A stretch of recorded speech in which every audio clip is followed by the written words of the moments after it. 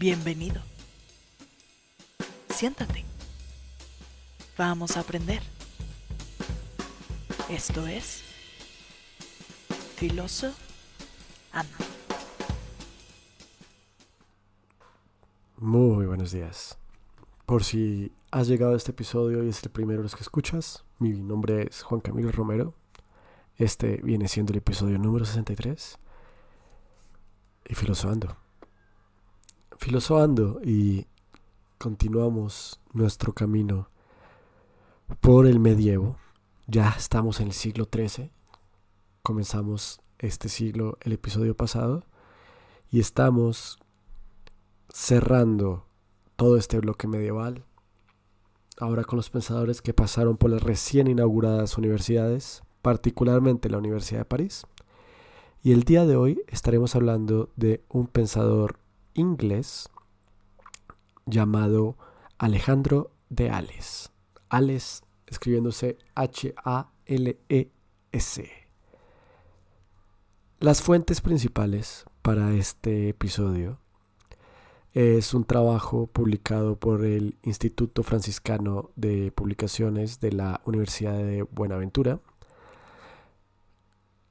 particularmente el artículo llamado Alejandro de Hales, su vida e influencia en la escolástica medieval, escrito por Rafael M. Huber, H-U-B-E-R. Este trabajo, por supuesto, puede ser encontrado en JSTOR y su fecha de escritura, solo para resaltar, fue en el año 1945. Así que es un trabajo un poco antiguo, pero bueno, hemos leído cosas mucho más viejas en este podcast y lo seguiremos haciendo.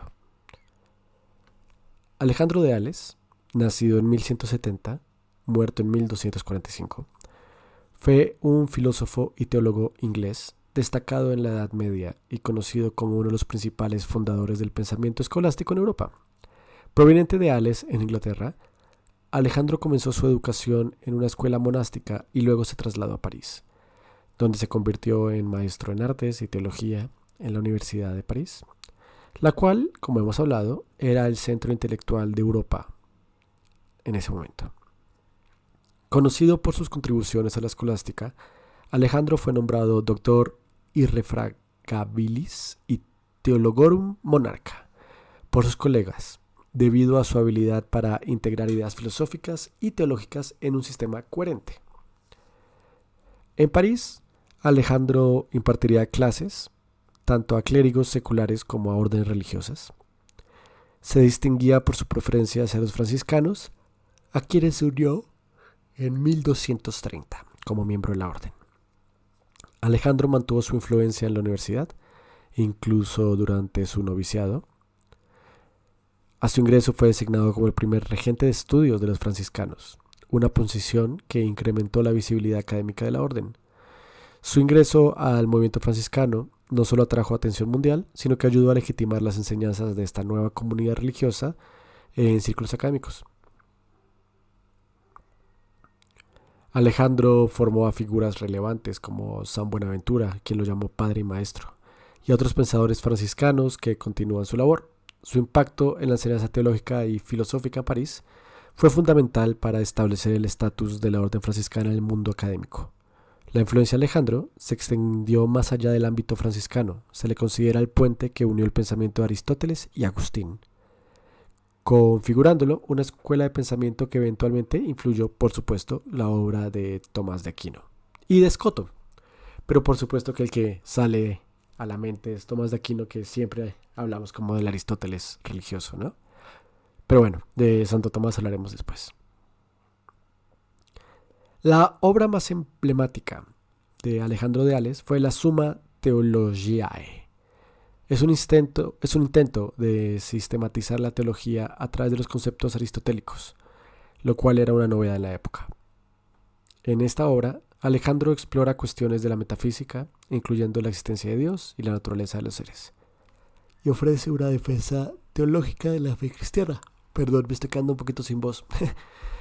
Su trabajo incorpora ideas de filósofos árabes como Avicena, así como la tradición agustiniana, lo que da una perspectiva ecléctica pero estructurada, Recordemos que ecléctico en este contexto significa que toma de muchos lugares diferentes. Este enfoque le permitió a Alejandro ingresar tanto la lógica como la metafísica aristotélica en el contexto de la teología cristiana.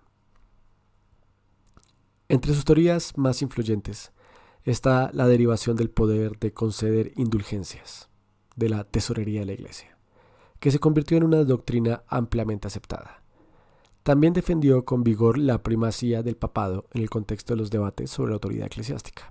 En su obra teológica, Alejandro planteó que el conocimiento humano puede alcanzar una comprensión limitada de la existencia de Dios, la idea de que podemos conocer que Dios existe sin saber qué es Dios. Además, desarrolló la teoría de la iluminación divina en el conocimiento, que se convirtió en un pilar del pensamiento escolástico franciscano.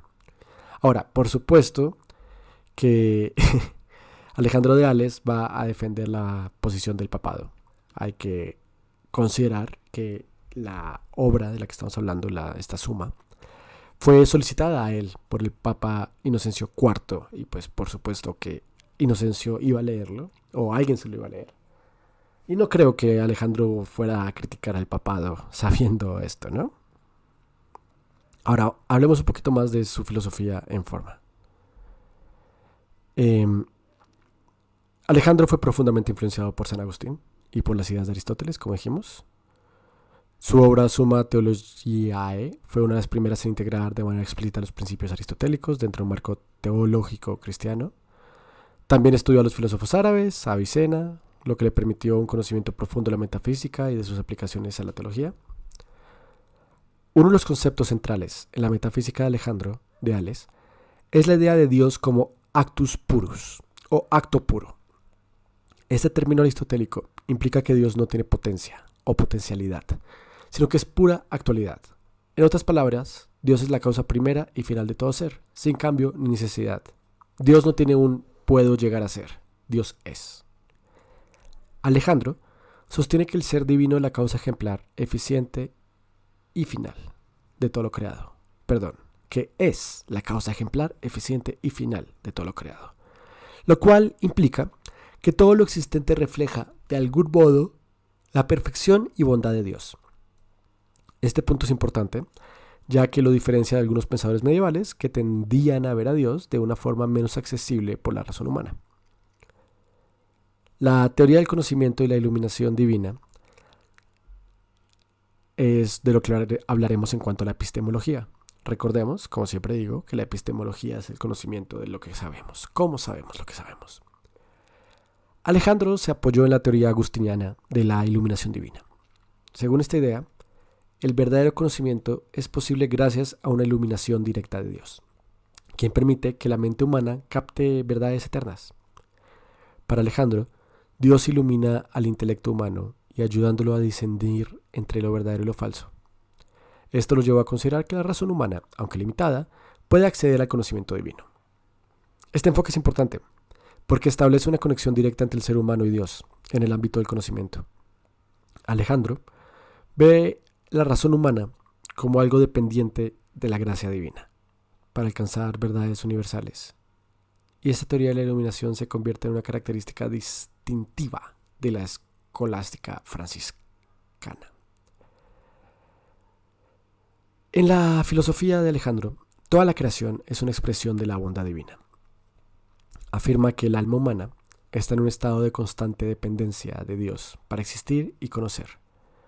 Y sostiene que existe una materia inteligible en los seres espirituales. Algo que amplía la visión tradicional de la época sobre la naturaleza del alma y la espiritualidad.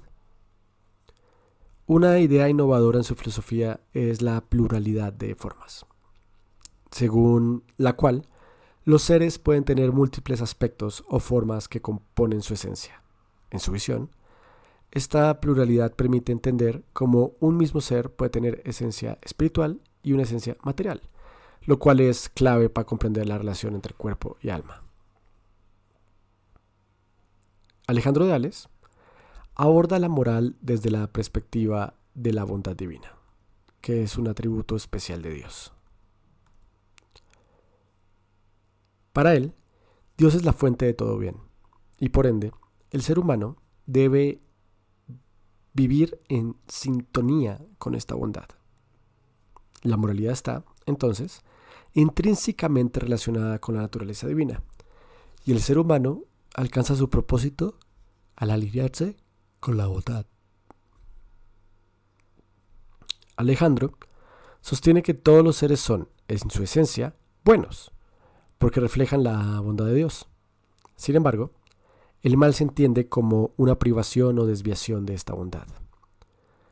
Esto es central en la ética franciscana y en el desarrollo posterior de la teoría de los valores en la escolástica. En este caso el mal no existe. El mal es una ausencia. Podemos aquí ver un poquito, un intento de defender este eterno debate de si Dios creó todo y el mal existe, entonces Dios creó el mal. Pero ¿cómo puede Dios crear el mal si es perfecto? Bueno, Dios no creó el mal. El mal sencillamente es la ausencia del bien. Como habíamos dicho antes, la obra principal de Alejandro es la Summa Theologia, que se organiza en cuestiones y responde a preguntas teológicas utilizando el método escolástico, que incluye plantear argumentos, contradecirlos y finalmente resolverlos. Este método se convertiría en un modelo seguido por teólogos posteriores como Santo Tomás de Aquino y Escoto.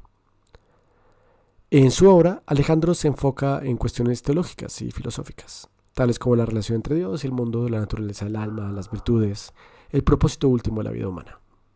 Cada tema es abordado de manera sistemática, haciendo de su suma un precursor del desarrollo de la teoría sistemática.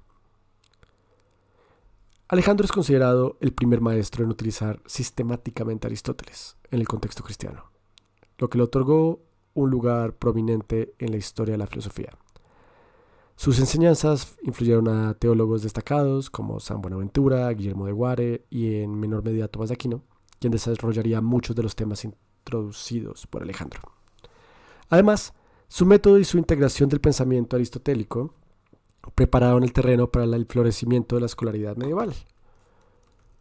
Su combinación de Agustín y Aristóteles estableció una base intelectual para la orden franciscana que se convertiría en el centro importante de la enseñanza teológica.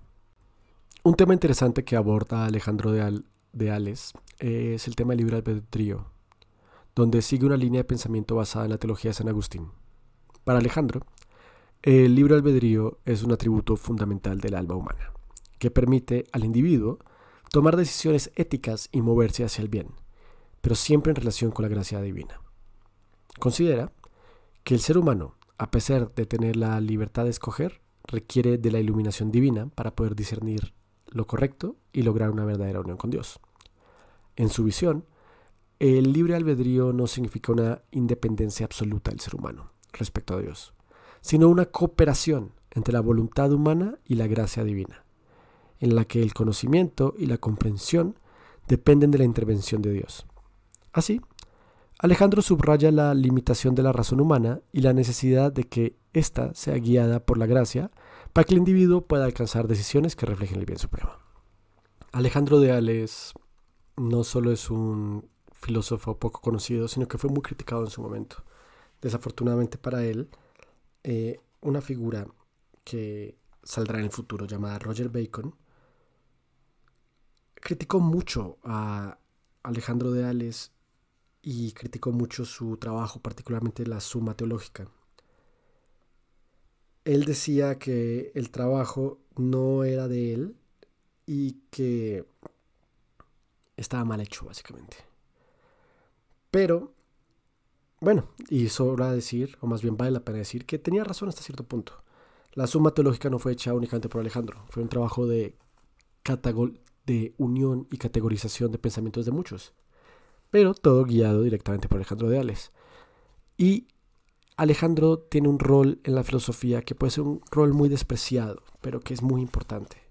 Y es, no todos los filósofos importantes, no todos los filósofos destacados y no todos los filósofos en general se dedican a descubrir nuevas teorías y a hacer cosas sumamente avanzadas, a encontrar hilos rojos, como se dice.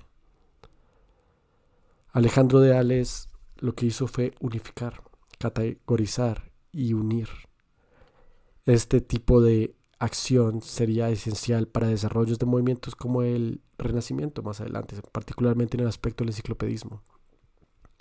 Alejandro es un reflejo de la clase de filósofo que es necesario para tener una transición. Claro que Avicena revivió a Aristóteles y claro que esto fue incorporado en Europa por pensadores como el de nuestro episodio 62, que recordarán, les comentamos, fue el primero en traer a Aristóteles. Pero es importante que haya gente que unifique estos trabajos, que los junte en un solo lugar, que los limpie y los arregle para exponerlos al mundo. Y ese fue el rol de Alejandro de Ales. Y no es un rol para nada despreciable. Es un aspecto esencial para el desarrollo del movimiento de la filosofía para adelante. Digo, no estoy diciendo que esto es importante porque es básicamente lo que estamos haciendo con el podcast, sino porque la mayoría de los filósofos que crearon nuevas teorías no estaban enfocados en hacerlas caber bien como rompecabezas dentro del universo filosófico. Hay figuras como Alejandro de Ales que son quienes se toman el tiempo de categorizar, unificar y limpiar un poquito las ideas de sus contrapartes creativas, o más creativas, para no faltar el respeto al pensador. ¿Qué opinan ustedes? ¿Esto igual es filosofía? ¿O es más enciclopedismo, asumiendo que las dos cosas son separadas? Me gustaría saber su opinión. Muchas gracias por escuchar este, de nuevo, corto episodio, pero hay algunos filósofos que hay que mencionar, aunque no hay tanto que decir de ellos. Nos veremos en el siguiente episodio en una semana. Les mando un abrazo.